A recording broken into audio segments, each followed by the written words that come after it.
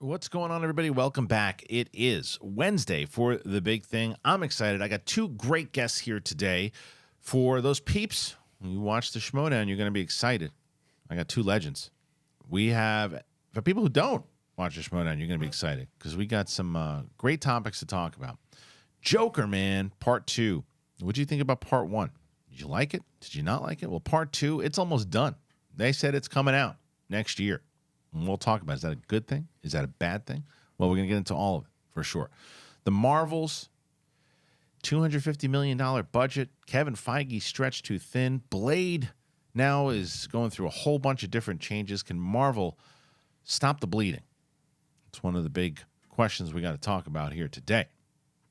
There's some other things we'll talk about as well, too. Mission Impossible has sparked the conversation inside of our government now about AI. Is that scary? Shouldn't that question already been going on before the president saw the movie? Nonetheless, it's a conversation that we'll have. So we'll discuss that and more with my guests today. And before we do any of it, guys, we're going back to the comedy. That's right. We're doing a full stand-up comedy show on December 2nd at Flappers in Burbank. It's myself, Brett Sheridan, Roxy Stryer will be hosting it, Coy Jandreau, Winston A. Marshall, Kate Mulligan. Now, Steph is going to try to get there. She had prior engagements, so she's not on the poster yet, unless I get something that says she'll be there. Someone else that's not on the poster yet, when we hit 600 patrons, Mike Kalinowski will do a 5-minute stand-up comedy set. Hopefully it'll be before December 2nd so I can stick them on the bill. So the link is in the description for that. Get your tickets today. And we are also approaching rapidly, guys. We're almost there. We're almost at 100,000 subscribers. We're almost there. We need you guys to hop on board, click that like button, get us to 100, show a little class. And without any further ado, let's get to the big thing with myself, Adam Collins, and Marisol Mckee. Let's do it.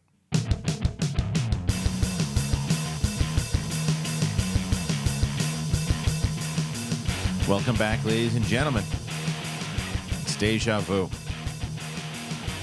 I am excited because today on the show, as I mentioned up top, if you're a Schmodown fan and you are following this movie trivia Schmodown at all, I don't really need to introduce my two guests. But if you hadn't watched and you found me a different way, well, then let me introduce you to. He was an incredible performer that I was lucky enough to catch wind of playing in the other leagues that were going on the internet. And I said, hey, who's this guy? And in season 7, during that digital age, this guy wiped through people like John Roca, Jeff Snyder, and of course, defeated the great Dangerous Dan Murrell for the championship at Spectacular. And that is Adam the Coyote Collins. Adam, how are you, sir? So good to be here in the flesh, across the desk. Not how I started on a computer screen. That's right. I don't have to ask you any questions. Well, yeah, ask you questions. You just won't lose points if you get them wrong. You can't get anything wrong on this show, I don't think either. So it's nice to have you back. How are you? Love being on the West Coast. Good opportunity to catch up with some friends this week. So you were right at the top of that list. So thanks for having us. Of course. I'm glad that you guys reached out. And as I mentioned up top, we have two guests. And I've mentioned many times over on my show, as much as I love Adam Collins, I love Dangerous Dan Murrell, I love John Rook, I love all these people. But I said I can be biased now because I don't get in trouble for it anymore with players. My favorite competitor was Marisol Mckee, who is here right now. She's the first ever female singles champion, but's had so many other things that she had accomplished in her Schmodown career. And it's a pleasure to have you both in studio. Thank you for being here. I never get tired of you saying that I'm your favorite. It's true. Well, because I think one of the main reasons also, too, is because you came from a place where you both were fans of the show. We met Marisol in Orlando, and I said to you, I remember at that after party, and I was like, look, all you got to do is get into some of these leagues, play, and you think you could hang? Like, yeah, I can. And then sure as shit, a couple of years later, you wind up doing it, you wind up playing, we did the draft, and you just put the work in, and you not only just you had the personality and all these different matches that you were able to play in the live events. It was a pleasure to watch, and you both carried yourself with class, minus the Howls of Justice. But other than that, we had a good run. And for people who don't know, You're relentless. they were, of course, they were in the Corruption, which was one of our. It was like the DX of the Schmodown, and they were like this new kick-ass team. And so Shannon and I were talking, and I was like, yeah, well, we should really get in because they're going to be so good. They're going to deceive everybody. It should be deception. And I said, well, they have another pitch. They have a better name that they like. And I said, all right, what's the better name? He said, the Howls of Justice. Well, Okay, that's not how he said it. Okay, I was like, hey, you know, like the Hall of Justice. Okay, all right. I was like, I gave you the whole DC pitch, and I was like, but it's the Coyote, and I'm Lady Justice, and it's you hear it on the wind, you know. Before we enter, I pitched it a lot cooler. Okay, I didn't just say the name. I pitched it. It was an amazing pitch. Okay. And if memory serves, it wasn't Howls. It was Howling Justice. No, it was House of Justice. I thought it was There was Howling no Justice. chance because what I said. Because I'll do it for you. Because here we go. Okay, so we'll see if the ladies and gentlemen, introducing first with their debut, led to the ring by Shannon Barney, Adam Collins, Marisol Mckee, the Howls of Justice. Okay, well, anything sounds stupid when you say it in that stupid voice. Yeah. Okay, The so Howls of Justice. Howls of Justice. I feel attacked. It's like a karaoke team. Yeah. Welcome to the stage now, the Howls of Justice. But nonetheless, they both had an incredible career in the Schmodown, and it's great to have you guys today. So you're also running your own channel. It's called Champs on Film, based lovingly on your experience in Schmodown, both champions. How's that been for both of you running the channel and being involved in it? It's been our lifeline. It was a natural progression. You know, we love the Schmodown. It helped us come out of our shell a lot, and we just wanted to stay connected to everybody. And what better than lead with what we love and join our friends. And YouTube it's all of this. Social media is such an easy platform. It's to be accessible to this community and stay on track with it. And it was just natural, you know. Yeah, we have very modest, goals as we start off this channel. We have a few hundred subscribers. We're proud of that, but we have a solid, turnout for when we do put up videos. And, we'll continue to do more soon. We kind of had to take a little hiatus for a while because it was a busy summer for us work-wise. We really had to, just focus on earning this year. But in the winter, we have a lot more time inside, so we're going to produce more videos. And we just kind of leave it open-ended. We do movie reviews, obviously. We've done a retrospective on some older movies. But one thing we really enjoy, and we'd love to have you on eventually, is our wrestling show, in which we create wrestling avatars based on famous Schmodown people. And then we generate an AI match, and then we have those people on to commentate. So as an example, we had Craig the Barbarian and Mark Edward Hoyk face each other in a match, and then they came on and did their own commentary, and it was delightful. Yeah, it's great. Yeah. I love that. And so for people who, again, as I mentioned up top, if you were familiar with both Marisol and Adam, or if you weren't and you want to dive back into or watch for the first time their wonderful careers within the Schmodown, we have the channel now. It's the full-on archive channel, which essentially was the old Schmodown channel / Schmoes No channel, and it is the entire library. The majority of most of Adam's and most of Marisol's matches are up on that channel now. There's a few live events that may or may not be, but they will be soon. Once the entire library is put back up, the playlist will start. Right now it's just kind of like it's like an organized storage space. Right now it's disorganized with a little bit more of organized, but then it's really going to be like the place to go. It'll be a streaming channel. It'll be a Schmodown streaming channel that you just basically go and find all the old matches and everything that you like, and then eventually we'll be able to have competitors on there and all these things. So make sure you go and check that out. And that's why I'm so glad to have both of them here. But I'm also glad to have them here because we're going to talk about some news, man. Some things going on, and here's the first one. All right, this is from Dark Horizons. Joker, Folly Adieu. It's almost finished. The Howl of Justice! Yes. Oh, God. Joker cinematographer. That was the original subtitle. That was it. That was it. Joker cinematographer Lawrence Sher says the upcoming sequel, Joker, Folly, Adieu, is currently in the final stage of production. As previously revealed by Sher, the new film is using Francis Ford Coppola's musical One from the Heart as a template for its visual style. Even though the Joker sequel is still a year away from release next October, it seems work on it has been proceeding at a pace that will be finished before that planned release. Speaking with Definition Magazine in a recent interview, Cher says, something that I appreciate about Todd Phillips, who I've done 7 movies with, including Joker, he's always taking risks. We're just finishing up post-production on this, and the movie is a big swing, and it's going to be really surprising to people, and I'm so glad for everyone to see it. The R-rated 2019 film grossed $1 billion. It landed Joaquin Phoenix the Best Actor Oscar. Phoenix returns as Arthur Fleck, here in that story that will reportedly unfold almost entirely with Gotham City's Arkham Asylum. Lady Gaga, Zaza Beetz, Catherine Keener, Brendan Gleeson, and Jacob Laughlin co-star in the movie with Phillips, who once again directs it from a script he wrote with Scott Silver. It opens October 4th, 2024. All right, so let's start with you, Marisol. So let me get your opinions on the first movie before we even go to the second one. What'd you think of Joker? You know, I'm not the biggest fan of the first Joker. It felt a little hollow for me. I mean, I'm hit or miss with Todd Phillips. I do think that he has a bit of a mean streak as a director. I do have like the Hangover movies. That actually, The Hangover is probably my favorite Todd Phillips movie, that or even like Starsky and Hutch. But then I think that he kind of loses that thread with the second one. And I think that Joker was a really tempting project for him. Sure, I get it.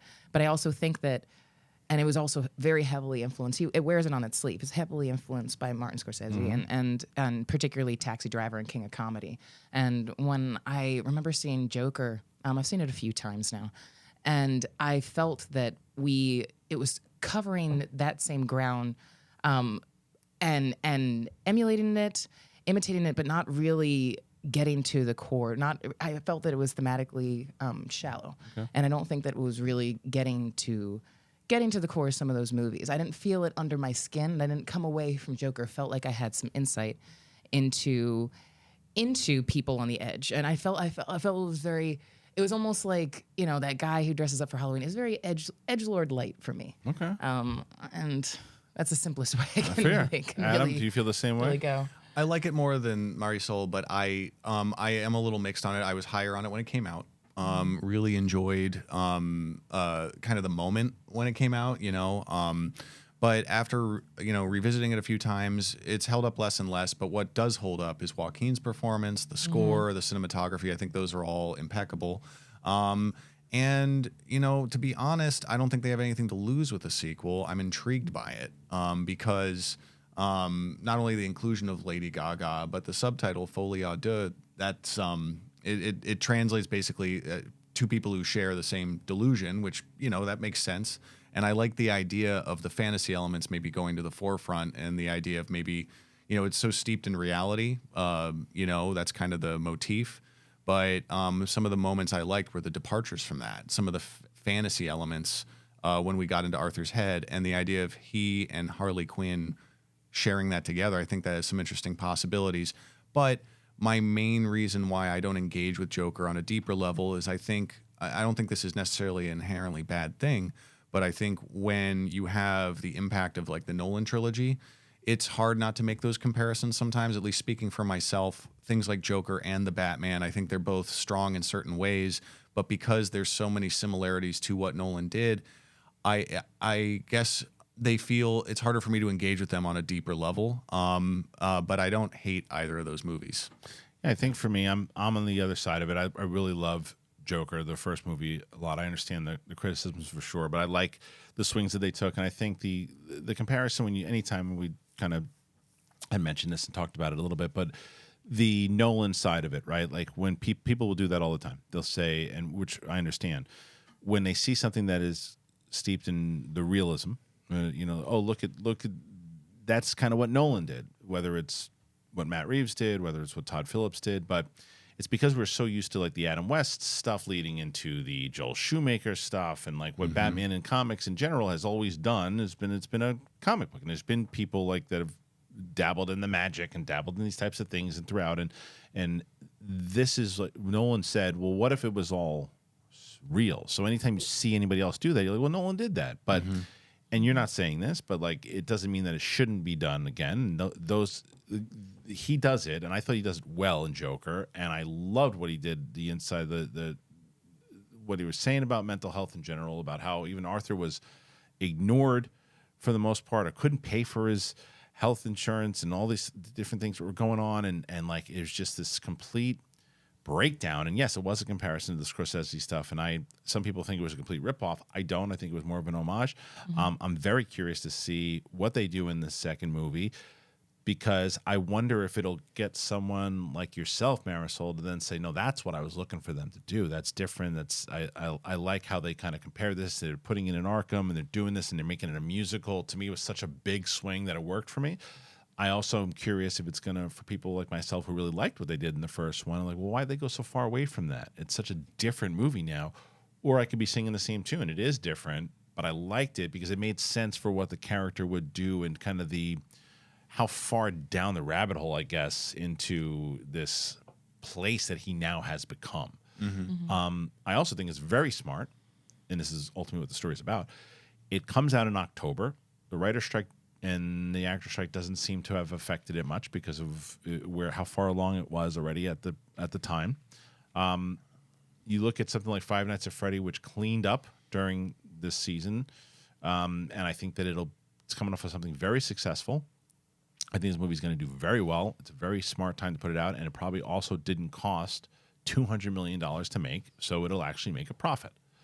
Yeah, I mean, unless there's anything else you guys think about this particular movie, I mean, I think that nobody disagrees it's going to make a lot of money. Oh, none at all. I mean, and I'm open to it. I'm not. Even a director can make a bunch of movies I just dislike, but if the intent is there, that's the great thing about what we've seen about Joker and the Batman and these DC properties. If the vision is there and the intent is there, I'm on board. Like I'll be there to go see this movie. I'm a Gaga fan. I trust in Gaga. And this is just these elements that you're talking about, like taking kind of these themes and ideas and taking it a step further, and taking it. We've been seeing so much stuff like corporeal, just fully realized, and taking it maybe beyond that level, and taking it into just the fantasy of our mind, and taking it to that delusion level.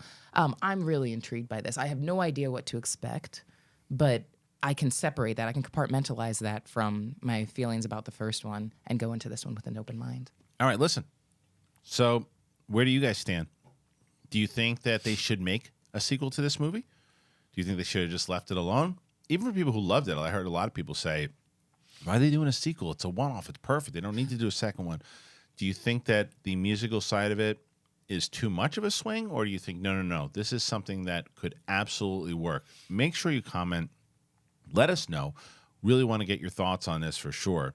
I also wonder if there's going to be a scene in the movie, because there's a couple of different times I think of, like when he was on the train and somebody walks up to him and goes, "You're nuts." Well, you're not going to hear us say that on here. We would never say you're nuts, but we would say you should eat nuts.com. I'll tell you that right now. Go to nuts.com, and we'll tell you about them, and we'll tell you about NUTRAFOL right now. This is the best. Nuts. Get off my nuts. Don't touch my nuts. I love these nuts. I love them. Listen, you ever been to a candy store? You ever been to Willy Wonka's chocolate factory? Probably not the last one, but you can get something close. Check this out, nuts.com. Maybe you can't get to the chocolate factory, but I'll get you close enough. The online version of that is nuts.com. Besides just having a lot of great nuts, they have classic candies. They got butterscotch, they got fudge, and licorice. Cashews, almonds, pecans, pistachios, dried mango, crystallized ginger, dates, jelly beans, jawbreakers, root beer barrels. It goes on and on and on at nuts.com. I was so excited to have them come along. I mean, look at that. That's what I got. That's what I've been eating. That's what I've been chewing on. Yeah, and even that little fat pug that I love so much, he loves it too. Although he can't really eat nuts, but he loves smelling them. Nuts.com is your one-stop shop for freshly roasted nuts, dried fruits, sweets, pantry staples like specialty flours, and much more. They have a wide selection and means that there's something for everyone. At Nuts.com, quality, top priority. They roast their nuts and they pop their corn the same day that it ships. They reach you deliciously fresh. Satisfaction is guaranteed, and I can be a testament. Right now, I'm snacking on these because I love these almonds. They're really good. And I know, not ideal when you're telling people about stuff to have food in your face, but I can't stand it to keep them away from me. They're right in front of my face. I have to eat Nuts.com. So, again, stay away from my nuts. Get your own nuts. Nuts.com. So listen to this deal. Right now, Nuts.com is offering new customers a free gift with purchase and free shipping on orders for $29 or more at Nuts.com/bigthing.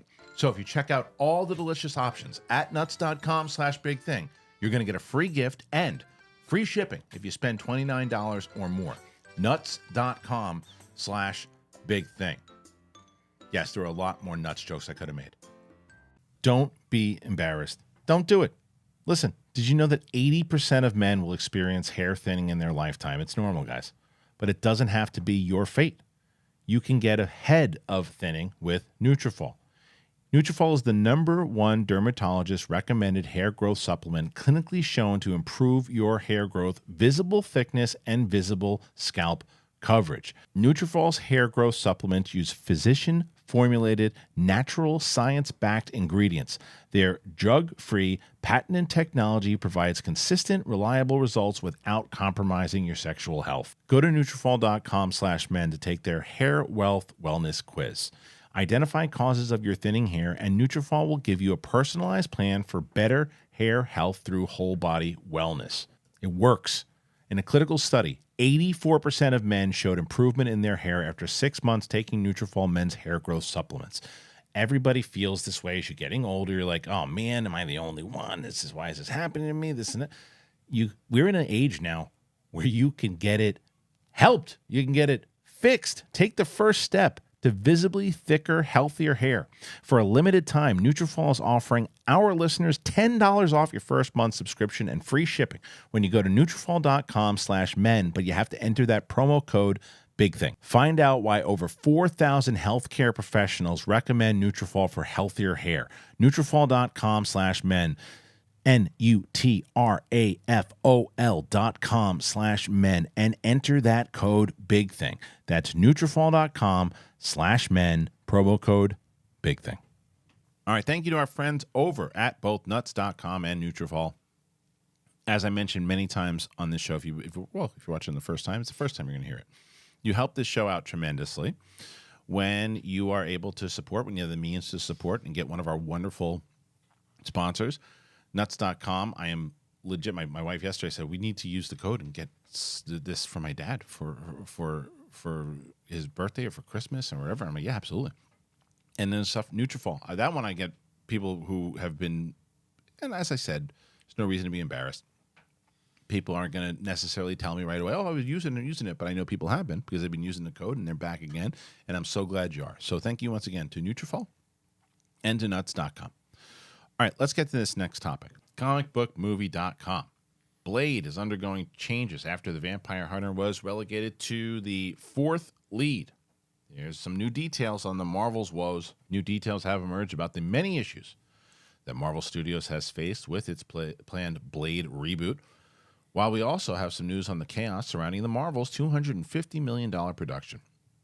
At the San Diego Comic-Con in 2019, Marvel Studios announced that Mahershala Ali would take on the role in a new Blade movie. No one could have anticipated a global pandemic being on the horizon, but more than 4 years later, there's no sign of the Daywalker. Now, this is according to Variety. Kevin Fiege, he's well aware that the MCU is not firing on all cylinders right now. He's pulling the plug on scripts and projects that aren't working. In the case of Blade, after going through at least 5 writers, 2 directors, and a shutdown just 6 weeks before production, Oscar-nominated Logan writer Michael Green has been tapped to start it over. This comes after Ali was gearing to leave the project. The plan is now to make Blade for less than $100 million. And whatever comes next sounds better than what was previously in the works. One of the scripts, scrapped by Feige, morphed into a narrative led by women and filled with life lessons. Blade was relegated to the fourth lead, which was a bizarre idea considering that the studio had two-time Oscar winner Ali on board. This report also details that Marvel Studios has faced issues with VFX and how that impacted Disney Plus She-Hulk Attorney at Law. When it comes to theatrical titles, The Marvels has faced its fair share of struggles. And while it's tracking for $75 to $80 million opening, the budget is set to have ballooned to $250 million. Ouch. 4 weeks of reshoots were required to bring coherence to a tangled storyline, with director Nia DaCosta said to have raised eyebrows for working on another movie, Hedda, while The Marvels was still in post-production. A public screening was held in Texas this past June, only for the Captain Marvel sequel to receive middling reviews. If recent rumors about a surprise multiversal cameo are correct, then we're guessing that was followed by the aforementioned reshoots. If you're directing a $250 million movie, it's weird for the director to leave with a few months to go, one source says. Kevin's real superpowers, his genius, has always been in post-production and getting his hands on movies and making sure they finish strongly. These days, he's spread too thin. There's work to be done, and if The Marvels does underperform, then it will be a rough end to the year after Ant-Man and the Wasp: Quantumania disappointed. Guardians Volume 3 was a high point, but James Gunn has since made the leap to DC Studios to charge the DCU. Okay, so there's a lot here. There's a lot here, and I think the first we can start is just talking about the Blade of it all, right? Yeah. Because the Blade is starting to turn into like what the Crow became after the Crow went on. How many different times? Oh, another Crow movie's coming out, and like it just Norman Reedus is going to be in it. This person's going to be in it. People were really excited when Mahershala Ali was announced as Blade. It's perfect casting. They set him up a little bit in Eternals, right? And then all these different things come up. This report is super telling, and I don't know what to make a lot of it. I guess it all makes sense when you look at everything that just happened with Daredevil, and they're like, okay, this isn't working. We got to revamp this whole thing. The fact that they went out to get the dude to who's now screenwriting this thing, great. The fact that they're taking it to around $100 million or whatever they said it was, fantastic. Right. That's what you should be doing. That movie does not need to be a $200 million movie. 100 is perfect because he was going to walk away and he was going to leave. It doesn't matter who else was going to star in it. Doesn't matter if it was going to be women. Doesn't matter if it was going to be aliens. It doesn't matter who it was going to be. What world does it make sense that the first Blade movie you make does not feature Blade? That's just dumb. Doesn't matter who else is in it. Why would you not feature Blade if that's the report? But you hear this, what do you think? It hurts. I think all that enthusiasm that you said out the gate, that we were excited about Blade. I don't understand why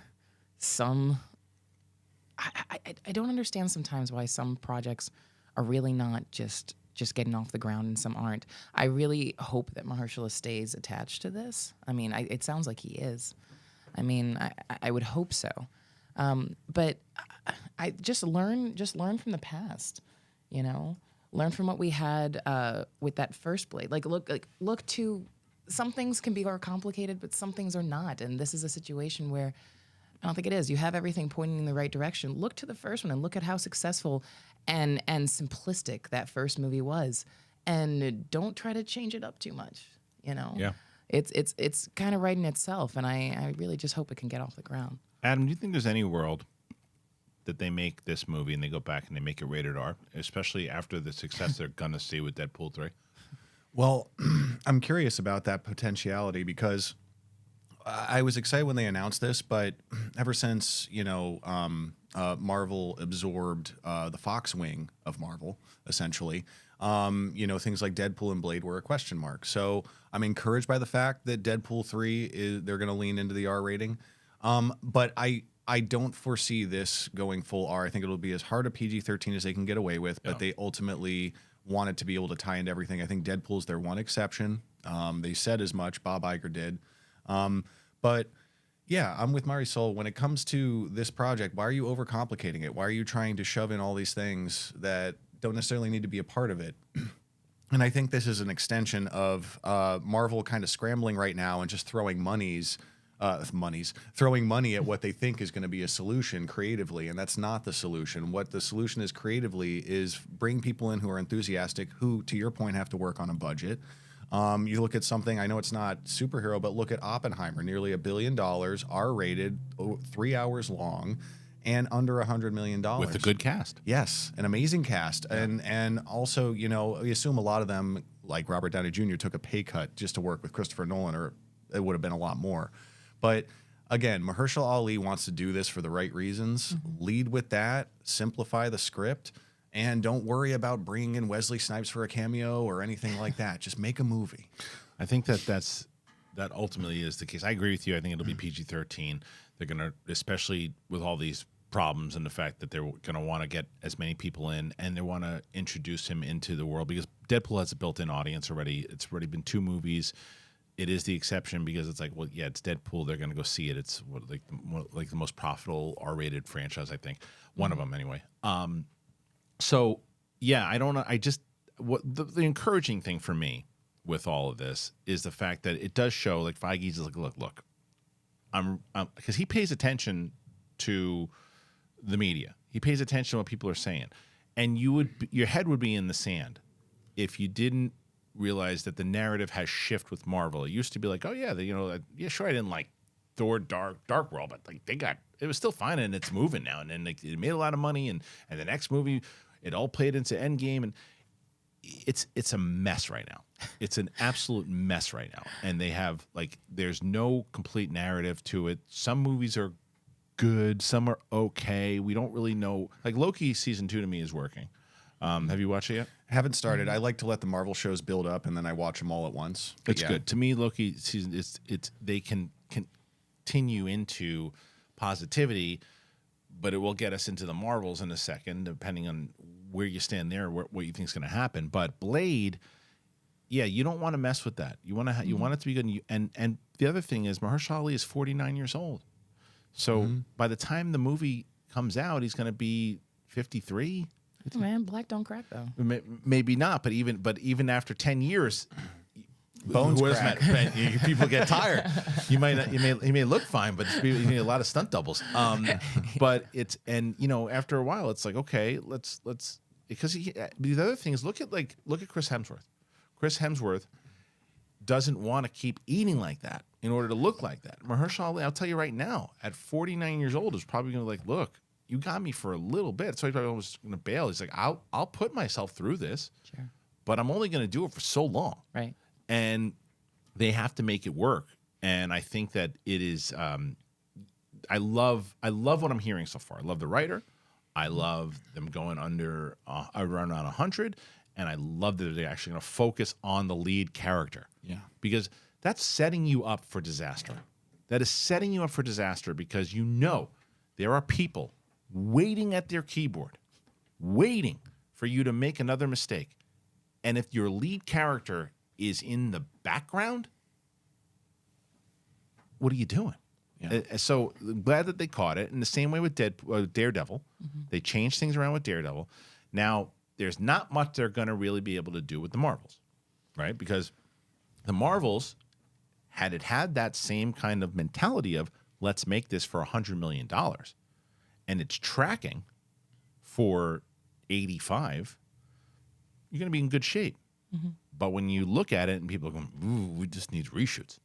And then a lot of reshoots. Reshoots are normal, but a lot of reshoots to change up this, whatever they said, I think they were basically not saying sloppy storyline. And then you got the director leaving to do another movie. I haven't liked the trailers. I like the stuff with them, the 3 of them, when they seem to kind of be having their banter. They can't promote the movie because of the strike. I saw some scene that looks like it's just kind of goofy, and that's what I didn't like about some of the other Marvel stuff. But I hope I'm wrong. But I don't know. What do you think? Well, I mean, it's just, everybody's kind of losing their mind over this, and the bigger narrative is easy to say that, it's popular to say that we've been saying a lot in 2023 that the MCU is floundering. It's just we've been talking about this. It's really clear that we're just in an area where the MCU it just doesn't, we're not in the sweet spot anymore. Yeah. We're not at its peak. There was such a clear narrative in phase 1, phase 2, everything revolving around Thanos and all roads leading to Endgame was such a crystal clear narrative force, like a locomotive. And we took for granted just how easily everything would fall into place. The movies were just falling into place. Bam, bam, bam, boom, boom, boom, boom, boom, boom. It was an assembly line because we were all driving towards this one goal. And it was really clear for the fans to latch onto. It was really clear where all these movies were going. They were all tying together with a very crystalline narrative. And post that, it has been a lot more touch and go. And it is easy to overreact when that kind of stuff happens because the fans feel the parts becoming more unconnected. It's a lot easier. You see things in a different light, and it's a lot easier to really be harsh on criticism and doom calling when you see something going wrong. I think that everything peaks. All right, look, the Patriots couldn't be the champs forever. Good. Well, the Schmodown also in the NFL. Oh, okay. That's what I thought you were talking about. Yeah. No, but it reflects it all, and I think that's really what we've been going through in the MCU, and that's why we've been seeing kind of like diminishing returns with the shows and the films, and I try not to harp on it too much because I'm still very excited to see the Marvels. Sure. I'm on board for it. I want to support. Yeah, I am. I want to support. I want to support the filmmaker. I want to support Nia DaCosta. I want to support all these actresses in this, and I'm also not.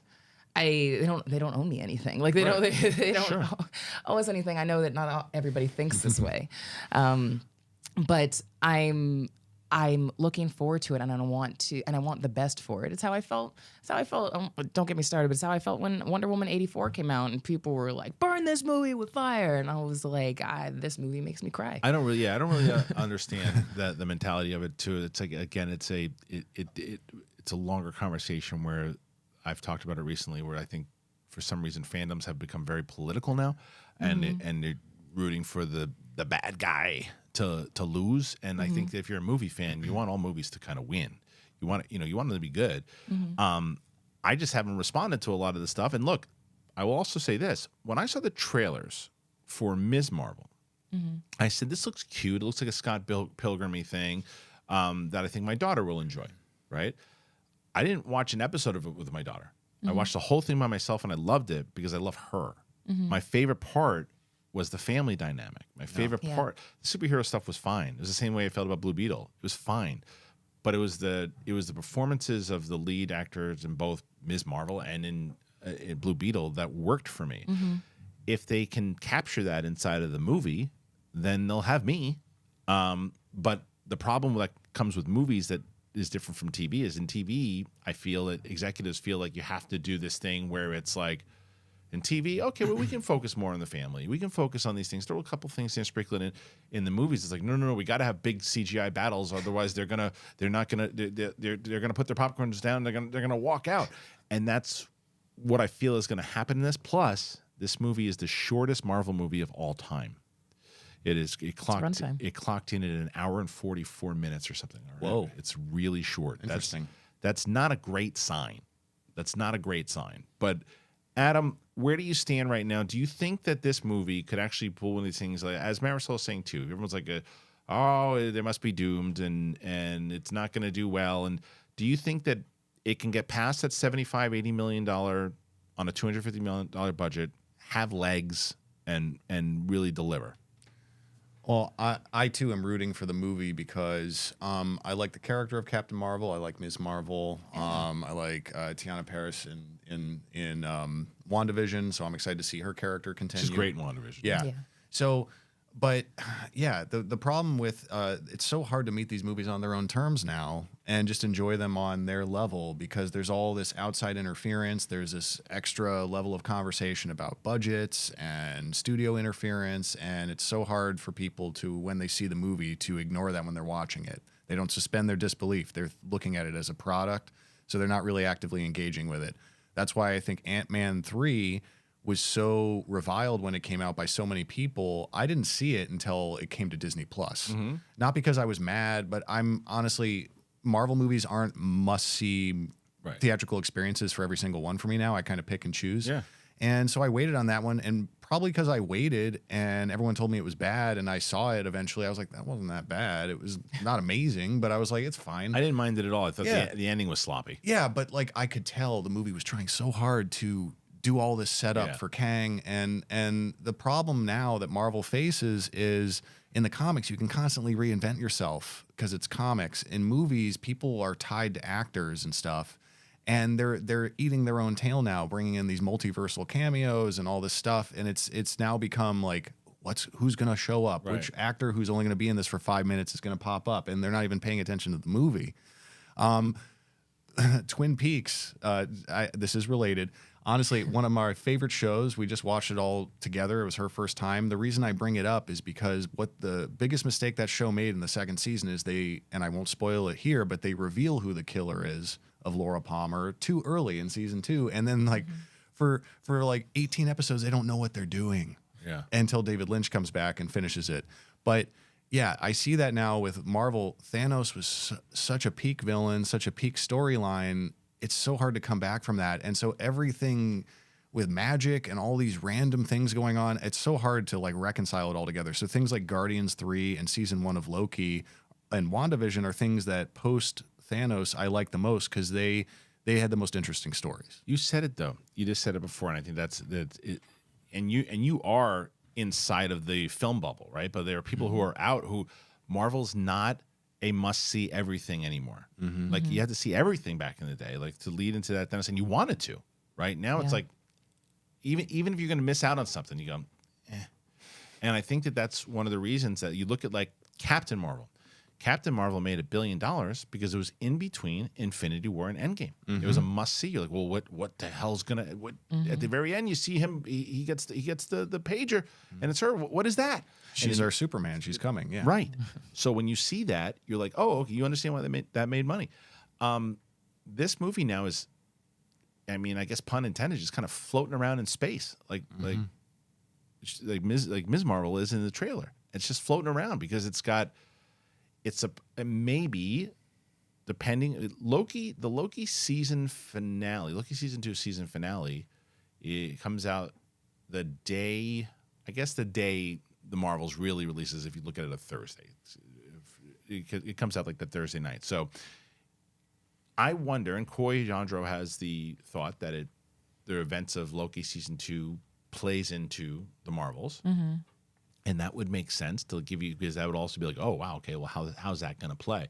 But I still think that Deadpool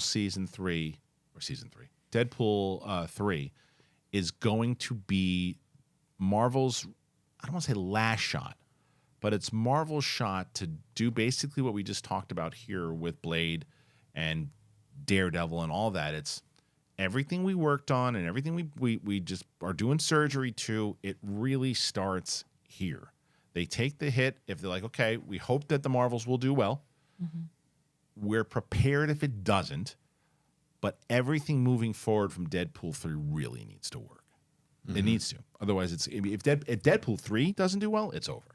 Like, it's over. It will do well, but it's over if it doesn't, because that means no one will care anymore. And speaking of Deadpool 3 director Sean Levy says, Logan, it's canon, baby.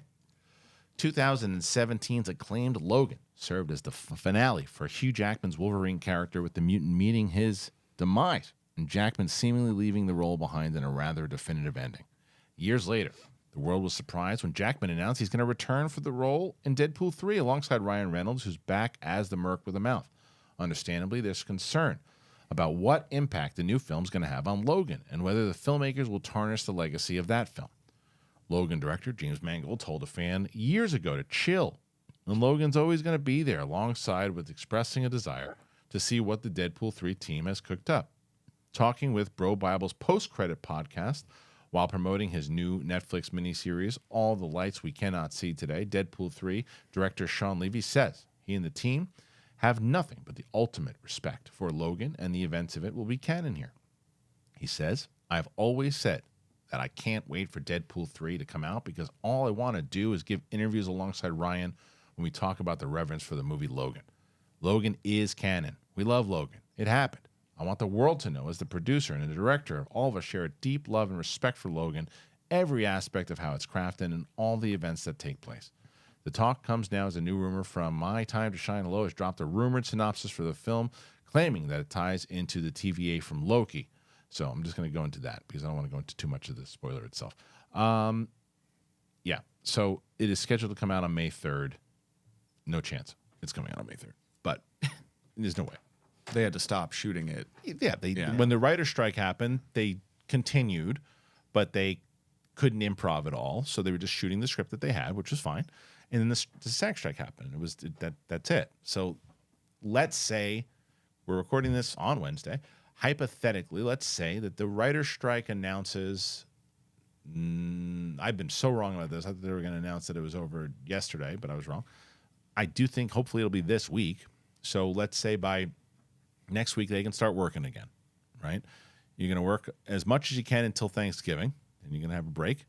Then you'll work as much as you can in December till Christmas time. Then you'll have a break, and then really January, February, you probably stop filming in January. You can probably not, if you have a really strong shoot schedule in January, depending on how much they already filmed, plus reshoots and stuff too.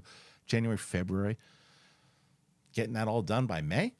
Nah, ain't gonna happen. Probably July. I would say they're gonna push back to July. What do you think, Adam?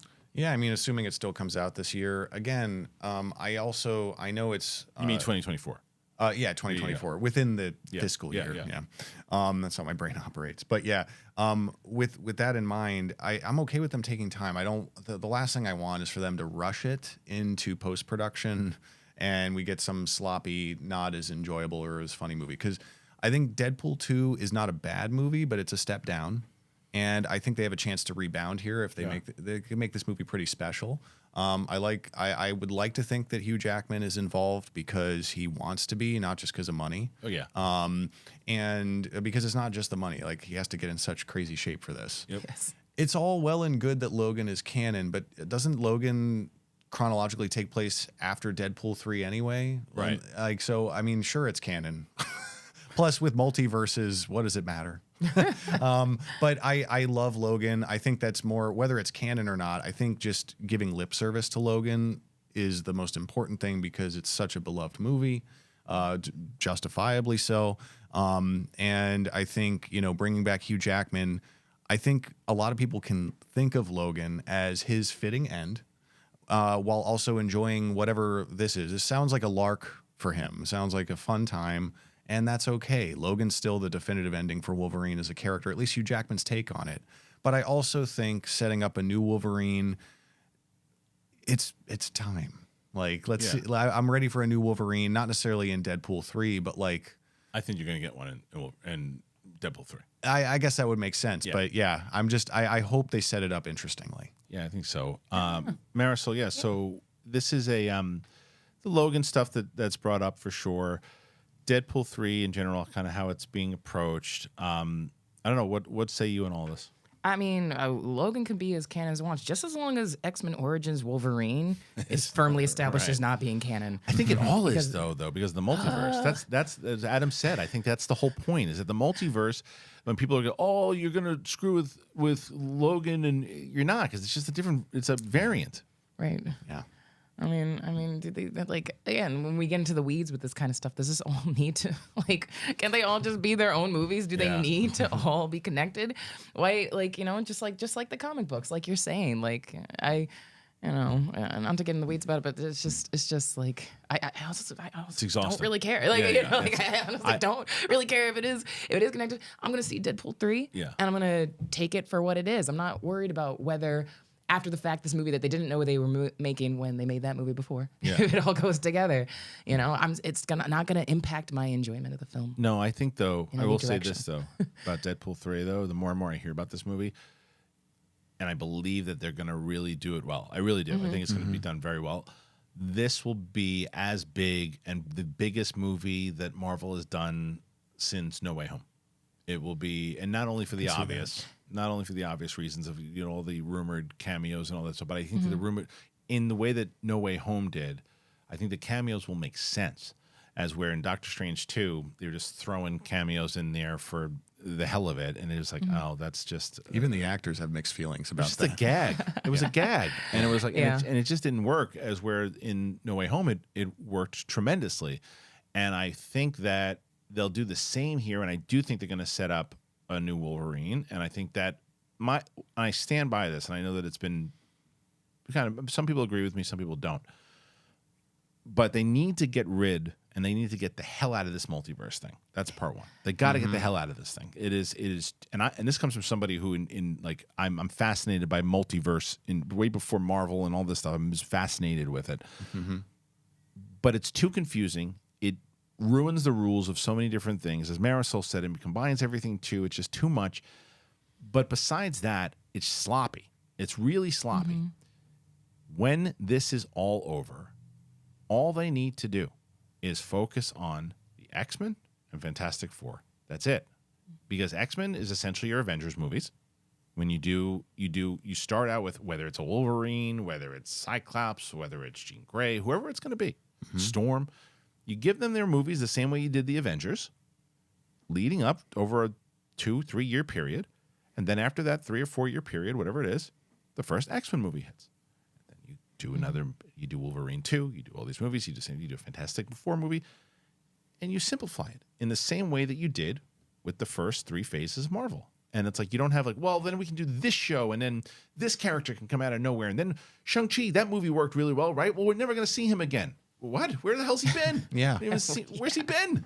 It's like he's in one post-credit scene or something. Or I don't even know where he is. You don't even see it. Where is he? And it's like, because they don't know. They don't have we got to concentrate on this. We have this other show, and it goes back to how stretched, way too thin that Feige is. Oh, I would agree. And honestly, I just focus on the characters like we've been discussing, and you have an opportunity with Fantastic Four and X-Men to simplify, like you said. And if some people get their solo movies, I think that could work, building it up. But I think also driving up the exclusivity of Marvel, similar to what Star Wars has been doing, for better or worse. I miss Star Wars movies in the theater a lot, but there's no denying that every time a show comes around, it's must-watch TV for me. And that's, I'm a big Star Wars fan, but also it feels more special than Marvel. Marvel's like everywhere. Right. And Star Wars is enormously popular, but new Star Wars stories, especially in live action, are a little more exclusive. Isn't that funny though? How that changed though? Because during the first 3, it was like almost like what baseball was for a long time was America's pastime, and then football kind of overtook it. Right? And that's kind of what happened with, and football still is the one that everyone's watching now too. But it's almost like if baseball came back around, because I agree with you. I don't think that all Star Wars stuff has been amazing, but I think people are getting more excited because when it comes out and when the movie comes out, depending on how they do it, there hasn't been a new Star Wars movie since 2019, where Marvel, there's like 2 or 3 a year, and they haven't been great. And what Marvel did, but for a long time, I was talking about Star Wars having 2 movies a year for a long time. And what they said was, when Last Jedi had just come out, and then Solo came out, and Solo ate it, right? And Last Jedi was so divisive that they were like, see, they shouldn't be 2. I'm like, no, because if Last Jedi was incredible and Solo was incredible, you guys would be like, oh, we should do 2 or 3 a year. Right. And that's what Marvel was getting away with. Marvel was putting out 2 or 3 really good movies a year, and everyone's like, yeah, 2 or 3, that's fine. No one had a problem with it. Now it's like, there's too much. If all the movies and shows were great, nobody'd have a problem with it. But they're not great right now. Like Secret Invasion ate it, like I haven't even watched that. I watched 2 episodes and I bailed on it, and I didn't even mind the first 2 that I saw. But they were fine, but I just wasn't interested enough, and I said, I don't really feel like I'm missing anything if I don't watch this. Right. And I didn't want to watch it. I do agree, and I think that I think that they're scared to slow down the production, but they also don't have the inspiration in the story work to really back the level of right now. Of shows and films that they're making. When you bring up the Star Wars comparison,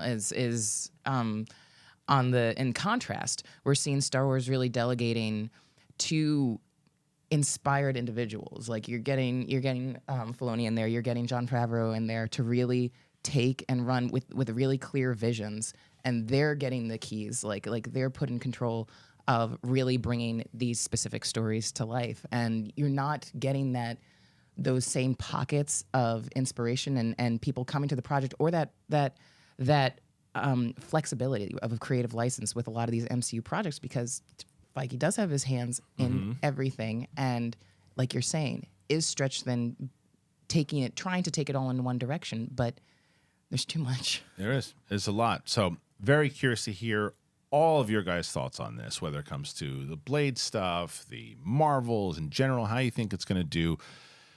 And there's a lot of energy that Kevin Feige is going to have to be spending. But if he was drinking AG1, he'd have the energy. So make sure, I want to talk to you about both AG1 and BetterHelp. I'll tell you about both of them right now. I always get excited when I get a chance to talk about AG1. You guys know, if you've been listening to this show long enough, you know that I've been talking about them. I've been drinking them now for, it's got to be at least 2 years. I started drinking AG1. I think Brett Sheridan told me about it. I said, you can't mess around with this, man. You got to try it. And I did. And it's a foundational nutritional supplement that supports your body's universal needs like gut optimization, stress management, and immune support.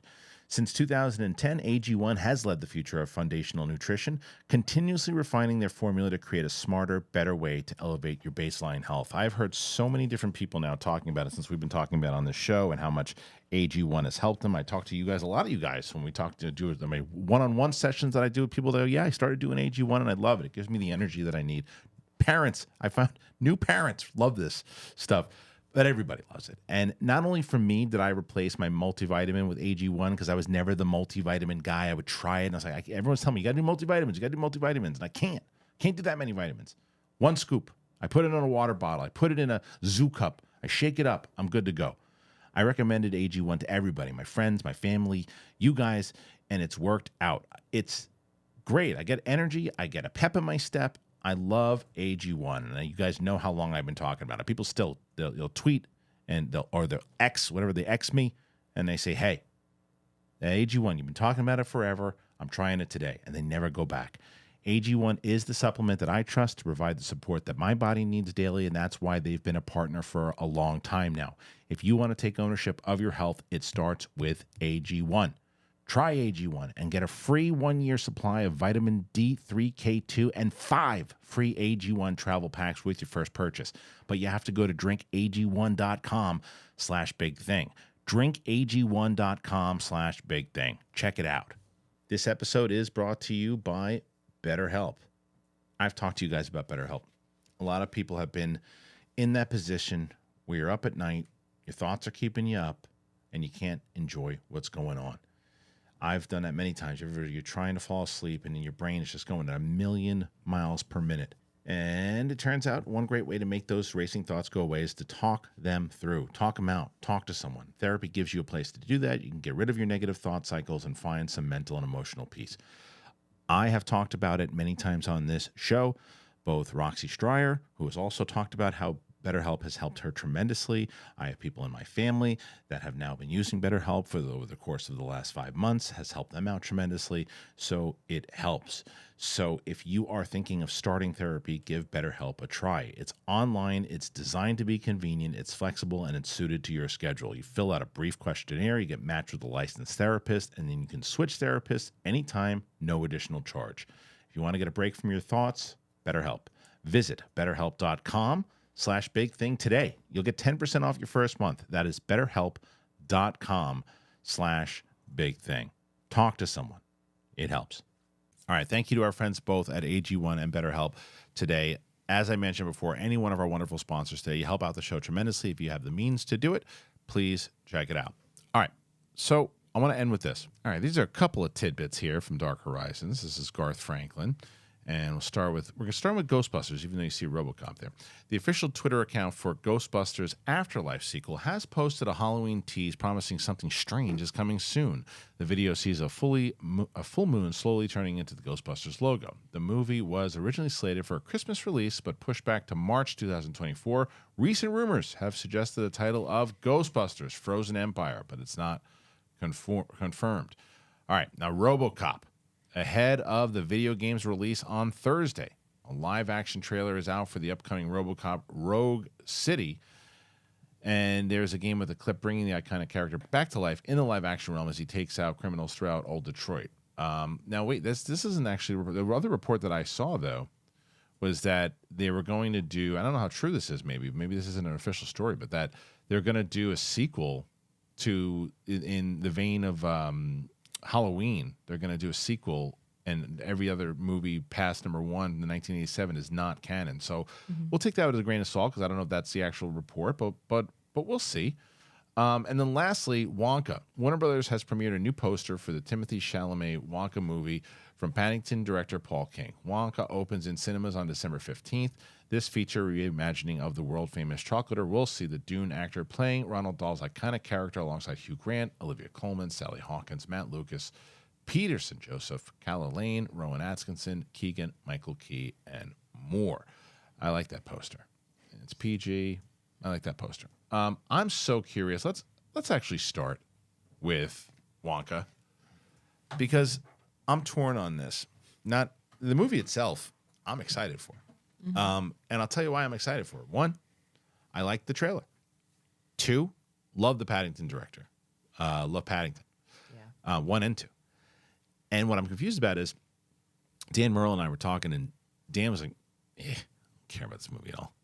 And he's not the only one. I've heard a lot of people, and you guys might be on the same page, going, I don't care. I just watched the original again on the plane.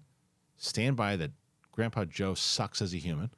Bad. He's bad. He sucks. He's telling him to steal at the end. He and is all that irresponsible. stuff. He sucks. Charlie's a way better person. He would have been better off without him. Way better. He didn't need, and as I mentioned, my buddy Brett Ernst did a bit, and someone's like, well, yeah, he's got, I said my friend Brett Ernst, is a comedian, did this joke about Grandpa Joe was like, he's laying in bed for 20 years and he gets a ticket to the chocolate factory and all of a sudden he's dancing around. It's like, you've got a job. He's like, oh, yeah. Like, he's the first one to come up with that. That was on the internet a couple of years ago, man. I'm like, yeah, considering my buddy did the bit in 2001, jagoff. So either way, it was seeing that movie again on the plane. It is a special movie, and I loved it. I'm excited for that movie. And I heard the stuff at CinemaCon. I missed it, the stuff at CinemaCon. I got there late, but people were raving about it. Marisol, do you give a shit about this movie?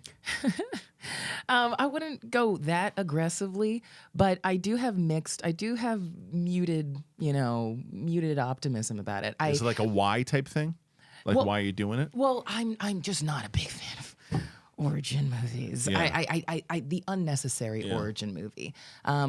I think it's I think it's a little pandering, and it's also like I also like, especially when they're unveiling. I think there's too much that you can know about characters that maintained their mystique, their mystery, the things. The less is more, and I didn't need to know why Cruella decided to start killing puppies. I really didn't.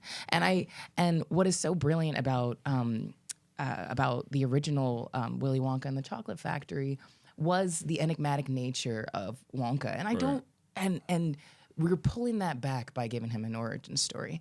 And trust, fair point. I'm also with you completely that like I adore the Paddington movies, and Paul King is wonderful, and those movies are brimming with so much heart. So I like have the confidence in that that he could bring that angle to it. But I'm kind of mixed and all over the place. Chalamet is a tier actor. He's wonderful, but he's also not very naturally from everything that I've seen him in before. He doesn't have that little twinkle in his eye. He doesn't do quirk. It doesn't really come very naturally to him. Okay. And I wasn't really convinced. I didn't really feel that character. I felt a little bit of forced whimsy coming from him. I wasn't completely convinced. In the trailer, in the trailer. Like, we'll see. I still want to see it. Sure. Jury will out. The trailer's just a trailer. Like, I still want to give the movie the chance, and I'm going to go see it. But I'm hedging my expectations here. And I think all those are really fair points. I think it's fair points. I think that for me, I like Chalamet. To me, Jeremy Allen White is looks like Willy Wonka. He looks like Gene Wilder. Yeah. It would have been very interesting in general. Yeah. I'm cool with the Chalamet casting, but I think Jeremy Allen White might have been a better casting choice as far as look. As far as performance, because as you said, haven't seen it. But the reason why I think this movie is going to make hand over fist, because there hasn't been a big release in a little bit because of the strike and all that stuff too. I mean, there's been some, but nothing like this is going to have some promotion, I think, behind it finally. It's a family movie. Comes out right around the holidays. It's off a really popular IP, and it's PG film. It is going to. I can take both my kids to see it, and It will open up a brand new generation to the original. I think this movie's going to do very, very well. I think it's going to crush, and I think it's going to be really good. And this is one, like, it's funny as we were talking about the optimism on the Marvels, right? If you're like, okay, if you only could choose which one's going to be good, what do you choose? I'm choosing Wonka all day. That I want it to be good, because the Marvels, like I said, Marvel will have Deadpool. They'll have It'll be Deadpool. fun, yeah. This is a movie that, if it's done right with the director of Paddington, can have a smile on people's faces, can have families really excited. It's something, again, I can take my kids to. So I'm pretty excited about it. What say you? I'm a big fan of the history of Willy Wonka in literature and the Gene Wilder film. The book Charlie and the Chocolate Factory doesn't get enough credit for being it's so wonderfully bizarre, and the original movie captures the spirit of that so well without literally adapting everything the same way, because in the book it's squirrels, not geese. And then when the Tim Burton movie came out, they did a straight adaptation, like beat for beat of the book. We don't mention that movie on the show. Thank you. I know. But here's the thing. That movie did pretty well at the time. And my biggest gripe when I saw this trailer, honestly, was some of the visual effects choices I was seeing, because it reminded me of the Tim Burton aesthetic. Okay. And I like the practicality of that the original movie, the Mel Stewart movie. So also Charlie was the protagonist, but he's meant to be someone that we can step into his shoes. Sure. And then when you put Gene Wilder in the role, he becomes the most interesting character. He's what everyone remembers from that movie. So it's only natural that they would want to make a movie about him someday. But again, it's the why. Like, Yeah. we know he has a background, we know he has a story. He alluded to it in the original movie. But yeah, like I think it will do well, to your point. I think it'll do very well. But I just am I gonna be like smiling so much that back of my head hurts whenever I watch that original movie? I don't know. And but I think the other thing is too, I hate to say it, but another reason why we have the question of why is because we're getting older. Yeah. And so when it's like, well, you got to make the movies that we loved as kids. 11 and 12-year-old doesn't care that they're doing No. it. If it's a good movie, they want to see it and they want to go and they want to check it out. They're not going, why are they doing a prequel to that? Why? I don't need, like, your points are all valid, but there's nobody that they're really aiming to that's asking that question. No. It's the people, it's the film nerds, and it's people who enjoyed the first movie and everything too. And they go, well, why do you need it? It's people of that Because generation. money. Yeah, it's absolutely, but it's also because they also know that if it's a well done movie, Yeah. children won't care. But speaking of which, then you get a 1987 classic. I was just listening to the score the other day with RoboCop, man. Great movie. Oh, yeah. Oh yeah. And the second one is not good, but there's something entertaining about it. It's an entertaining movie. Now, again, I don't know how true this thing is, because even in the Dark Horizons article, they didn't even mention it. It was more about the video game, but I saw it somewhere else that they're going to do a continuation. I love this idea if they stick to the actual Blumhouse type of budget RoboCop thing, right? If they make it look, because they did the remake, a PG-13 remake years ago, and it was fine, but it was like unnecessary with Michael Keaton. It was whatever. But if they can make a sequel and make it look like that, and even give it a little bit of that 80s kind of film flair, Yeah. I'm on board to check it out. Same score. Stop messing with the score. If you're going to do a remake or sequel to that movie, you got to have this score. What do you think? Do you think this is something that could work?